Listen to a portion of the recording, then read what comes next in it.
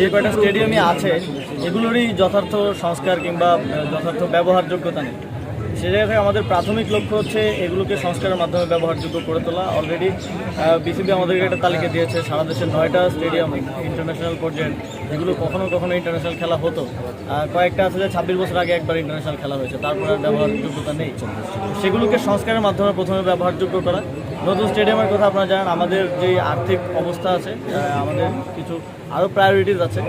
তো সেই জায়গা থেকে আমরা নতুন কিছু তৈরি করার আগে আমাদের যে বর্তমানে এক্সিস্টিং যেগুলো আছে সেগুলোকে উপযুক্ত করে গড়ে তুলবো। এবং একই সাথে বাফুফেকেও আমরা নির্দেশনা দিয়েছি যে আপনারাও একটা তালিকা দেন যে ফুটবল স্টেডিয়াম কোনগুলোকে আমরা আবার রিভাইভ করতে পারি, খেলার উপযুক্ত করতে পারি। আপনারা জানেন ক্রীড়া সংস্থাগুলো, জেলা ক্রীড়া সংস্থা, উপজেলা এবং বিভাগীয় ক্রীড়া সংস্থা পুনর্গঠন চলার পরে আমরা বলেছি যে তাদের জবাবদিহিতা নিশ্চিতের মাধ্যমে তারা যেন একদম প্রান্তিক পর্যায়ে পর্যন্ত খেলাধুলাকে পৌঁছে দেয়। আবার আগের মতো টুর্নামেন্টগুলো যেন